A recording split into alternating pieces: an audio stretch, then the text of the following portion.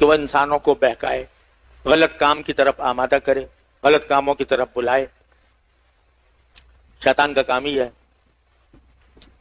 اور دوسری چیز جو پیدا فرمائی اللہ تبارک و تعالیٰ نے، وہ انسان کا اپنا نفس ہے۔ وَنَفْسٍ وَمَا سَوَّاهَا فَأَلْهَمَهَا فُجُورَهَا وَتَقْوَاهَا۔ اللہ تعالیٰ نے ہر انسان کے دل میں ایک نفس پیدا کیا ہے۔ وہ نفس انسان کو اپنی خواہشات کے پیچھے چلنے کی تلقین کرتا ہے۔ تو یہ دو طاقتیں ساتھ ساتھ عمل کر رہی ہوتی ہیں۔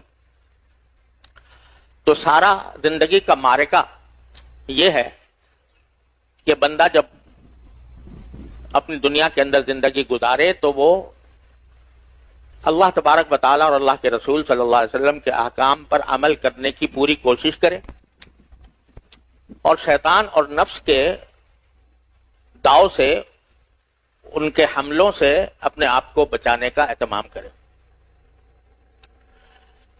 اس معرکے میں نظری اعتبار سے تو آدمی کو، ہر مسلمان کو یہ معلوم ہوتا ہے کہ بھئی کیا چیز فرض ہے، کیا چیز سنت ہے، کیا مستحب ہے، کون سی چیزیں گناہ ہیں، کون سی چیزیں ناجائز ہیں۔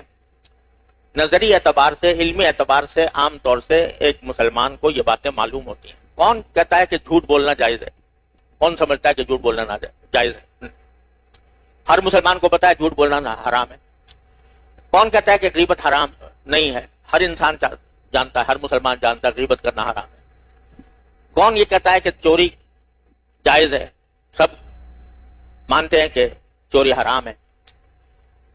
تو یہ ساری باتیں معلوم ہونے کے باوجود جب عمل کی دنیا میں بندہ آتا ہے تو اس وقت میں اس نفس اور شیطان اس کو ان گناہوں کے ارتکاب پر آمادہ کرتا ہے۔ اللہ تعالیٰ نے جتنے بھی احکام دیے ہیں وہ کچھ مثبت ہیں، کچھ منفی ہیں۔ یعنی کچھ ایسے ہیں جن کو کہا گیا کہ یہ کرو، اور کچھ ایسے ہیں کہ جن کے بارے میں فرمایا گیا کہ نہ کرو۔ کچھ مامورات ہیں، کچھ منہیات ہیں۔ تو شیطان اور نفس ان دونوں میں رکاوٹیں ڈالتے ہیں۔ جو مامورات ہیں، جن کا حکم دیا گیا ہے، اس میں نفس اور شیطان رکاوٹ ڈالتے ہیں۔ مثال کے طور پر الحمدللہ جتنے ہم بیٹھے ہیں، اللہ تبارک و تعالیٰ کے فضل و کرم سے سب کو نماز کی توفیق ہو جاتی ہے اور نماز پڑھنے کے پابند ہوتے ہیں۔ لیکن نماز میں صرف نماز پڑھ لینا مقصود نہیں ہے، بلکہ نماز کے ساتھ ساتھ خشوع بھی مطلوب ہے، کہ نماز خشوع کے ساتھ ادا کی جائے، جماعت کے ساتھ ادا کی جائے اور خشوع کے ساتھ ادا کی جائے۔ اب شیطان جو ہے وہ اس میں رکھنے ڈالتا ہے کہ بعض اوقات جماعت کو جانے میں رکھنے ڈال دیتا ہے کہ یہ کام ضروری کر رہا ہوں، وہ پورا کر لوں پھر جاؤں گا۔ اس میں انسان جو ہے وہ جماعت چھوٹ جاتی ہے۔